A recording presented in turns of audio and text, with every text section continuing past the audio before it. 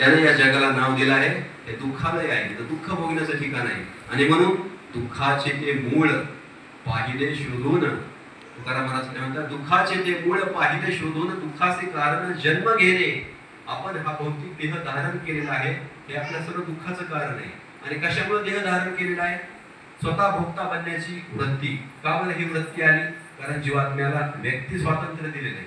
अनेक प्रश्नाचं उत्तर या एका वाक्यात आहे, व्यक्ती स्वातंत्र्य. व्यक्ती स्वातंत्र्य, प्रत्येकाला व्यक्ती स्वातंत्र्य.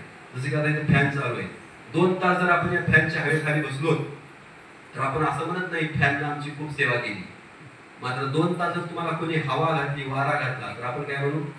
त्या व्यक्तीने आमची सेवा केली. फॅनने आमची 2 तास सेवा केली असं आपण का म्हणत नाही? कारण त्या फॅनला व्यक्ती स्वातंत्र्य नाही. तो फॅन असं ठरवून फिरत नाही. थोडक्यात तो निर्जीव आहे. मात्र आत्मा कसा आहे? चेतन आहे, सच्चिदानंद आहे. आत्म्याने ठरवायचं भगवंताची सेवा करायची का न करायची. भगवंतांना शक्य नव्हतं का? भगवंतांनी आम्हाला या मृत्यूलोकामध्ये येऊच कशाला दिलं? त्या वैकुंठामध्येच थांबून घेऊन आम्हाला तिथंच त्या ठिकाणी ठेवायचं ना? त्या मृत्यूलोकामध्ये येऊ कशाला दिलं? इच्छा स्वातंत्र्य, इच्छा स्वातंत्र्य. भगवंत काय, आपण काय भगवंताला गुलाम बनवत नाही, राहाय तर कर माझी सेवा म्हणून. आत्म्यानं ठरवायचं सेवा करायची का नाही. आणि ज्या आत्म्याने भगवंतावर प्रेम करून भगवंताची सेवा करण्याचा निर्णय घेतलेला आहे असे आत्मे आध्यात्मिक जगतामध्ये आहेत.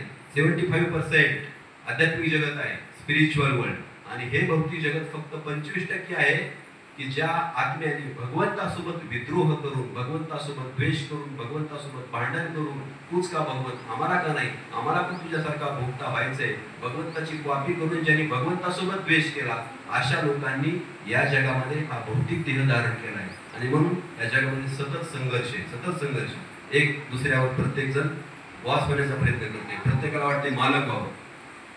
जो बेरोजगार आहे त्याला वाटतं शिपाई तरी व्हावं, शिपायाला वाटतं शिक्षक व्हावं, शिक्षकाला वाटतं मुख्याध्यापक व्हावं, मुख्याध्यापकाला वाटतं प्राध्यापक व्हावं, प्राध्यापकाला वाटतं प्रिन्सिपल व्हावं, प्रिन्सिपल वाटतं संस्थाचालक व्हावं, संस्थाचालकाला वाटतं आमदार व्हावं, आमदाराला वाटतं खासदार व्हावं, खासदाराला वाटतं मुख्यमंत्री व्हावं, मुख्यमंत्री वाटतं पंतप्रधान व्हावं, भारताच्या पंतप्रधानाला वाटतं राष्ट्रपती व्हावं, भारताच्या राष्ट्रपतीला वाटतं अमेरिकेचा पंतप्रधान व्हावं, अमेरिकेच्या पंतप्रधानाला वाटतं जगाचा हुकुमशाह व्हावं, जगाच्या हुकुमशाहाला वाटतं आता स्वर्गावर आक्रमण करावं, स्वर्गातल्या देवाला वाटतं आपण इंद्र बनावं, इंद्राला वाटतं माझं पद कायमस्वरूपी राहिलं पाहिजे, पण तपस्या करू लागला की लगेच अप्सरा पाठवतो त्याची तपस्या करून करण्यासाठी. शिपायापासून ते इंद्रापर्यंत प्रत्येकाला झगडत आहेत सगळी, माझं माझं, तू कमी, तू कमी, तू कमी.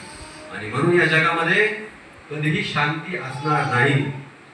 आपलं अगोदर वाटत मुघल गेले की जगामध्ये सुखी आहे. हे जग आमच्या देशात मुघलांचं राज्य आहे, मुघलांचं तेवढं राज्य गेलं मग काय प्रॉब्लेम नाही.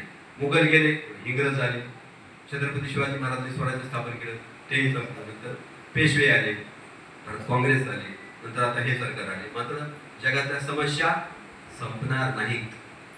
सर्व प्रकारच्या दुःखातून कायमस्वरूपी मुक्त व्हायचं असेल तर आपल्याला हे ठिकाण बदलावं लागेल. ज्या ठिकाणी दुःख नाही असं ते वैकुंठ आहे. आणि त्या वैकुंठाला परत आपल्या सर्वांना घेऊन जाण्यासाठी भगवंत अवतार घेतात. संभवामी युगे युगे पुन्हा पुन्हा येतात. याचा अर्थ भगवंत आल्यानंतर सुद्धा या जगातली सर्व समस्या कायमची संपत नाही. संभवामी युगे युगे भगवंताला पुन्हा पुन्हा यावं लागतं इथल्या लोकांना घेऊन जाण्यासाठी. आणि म्हणून या जगाला सुखी करण्याचा आपण कितीही प्रयत्न केला किंवा कितीही आपण दुःखातून मुक्त होण्याचा प्रयत्न केला तर दुःखातून सुटका शक्य नाही जोपर्यंत आपण भगवंताची प्राप्ती करत नाही तोपर्यंत. आणि म्हणून हे भौतिक जग एक डबका आहे. फक्त 25% भौतिक जग डबका आणि 75% ज्ञानाचा सागर. आध्यात्मिक जगत म्हणजे ज्ञानाचा सागर किंवा आनंदाचा समुद्र आहे आध्यात्मिक जगत. आणि त्या समुद्रापासून दूर आपण या भौतिक जग नावाच्या छोट्याशा डबक्यामध्ये आहोत.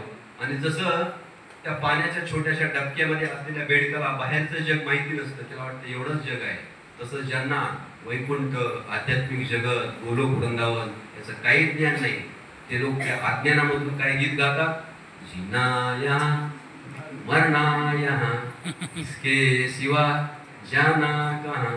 इसके सिवा याच्यापेक्षा दुसरीकडे कुठेतरी ठिकाण आहे माहितच नाही. इथंच जन्मायचं, इथंच मरायचं, याच्या पलीकडे जाऊ कुठं. भगवत म्हणतात मामुपेत्य तू कौंतेय पुनर्जन्म न विद्यते. जो माझी प्राप्ती करतो तो त्या व्यक्तीला या दुःखानं भरलेल्या जगामध्ये परत कधीच यावं लागत नाही. याच्यासाठी अध्यात्म आहे. आणि म्हणून जीना यहाँ मरना यहाँ इसके सिवा जाना कहाँ. जाना कहाँ है? भगवान के धाम जाना है. हरे कृष्णा कृष्णा कृष्णा हरे हरे हरे राम राम राम हरे हरे. अशा पद्धतीनं आपण हे समजून घेतलं की आपण भगवंताचे शाश्वत अंश आहोत, सच्चिदानंद आहोत, अमर आहोत, भगवंताचे पुत्र आहोत आणि आपली खरी जागा हे आध्यात्मिक जगत आहे. मात्र स्वतः भोगता बनण्याचा प्रयत्न केल्यामुळं आपण या ठिकाणी अडकून पडलो आहोत आणि हीच गोष्ट आहे त्याचं कारण की या जगामध्ये खरं निस्वार्थी प्रेम असू शकत नाही. कसं काय बरं असं निष्कर्ष करता? या जगात खरं निस्वार्थी प्रेम असू शकत नाही. का असू शकत नाही? या जगामध्ये आलोत कशासाठी? एखादा व्यक्ती एखाद्या घरामध्ये एखादं मूल जन्माला आलं, कशासाठी जन्म घेतला? एखादा व्यक्ती समजा ऍडमिट झाला, आयसीयू मध्ये गेला. कशासाठी आयसीयू मध्ये गेला? काहीतरी शरीरामध्ये बदल झाला, रोग निर्माण झालाय, काहीतरी बिघाड झालाय, ऍक्सिडेंट झालाय, म्हणून तो आयसीयू मध्ये जातो. त्याप्रमाणे या भौतिक जगामध्ये एखादा व्यक्ती येतो कशामुळं? स्वतः भोगता बनण्यासाठी. भगवंताचा द्वेष करून, भगवंताबरोबर भांडण करून स्वतः भोगता बनण्यासाठी इथं येतो. भगवंतावर प्रेम न करण्याचा निर्णय घेऊन स्वतः भोगता बनण्यासाठी भौतिक देह धारण केलेल्या लोकांचा समूह म्हणजे हे भौतिक जगत आहे. भौतिक जग म्हणजे काय? भगवंताबरोबर भांडण करून स्वतः भोगता बनण्यासाठी देह धारण केलाय भौतिक, अशा लोकांचा समूह म्हणजे हे भौतिक जग आहे. मग इथं तुमच्यावर कोण प्रेम करणार? प्रत्येक जण काय असणार? स्वार्थी असणार.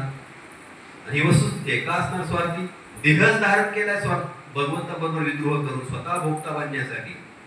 भगवंताचा द्वेष केला आणि स्वतः भोगता होण्यासाठी देह धारण केलाय. आणि म्हणून या जगामध्ये प्रेम असू शकत नाही. इथं फक्त काम आणि असत याला प्रेम म्हटलं जातं. खरं प्रेम भगवंताच्या धामामध्ये आहे, कृष्ण प्रेम. आणि या जगामध्ये जर एखादा व्यक्ती प्रेम करत असेलच तर तो व्यक्ती कोण असतो? भगवंत. भगवंतच फक्त भक्तावर प्रेम करतात. आणि दुसरा एक व्यक्ती असू शकतो जो आपल्यावर प्रेम करेल, तो म्हणजे जो या सर्व भांडणात मुक्त झालाय. कोणतं भांडण? हे जे भांडण आहे माळ्याची मग आणि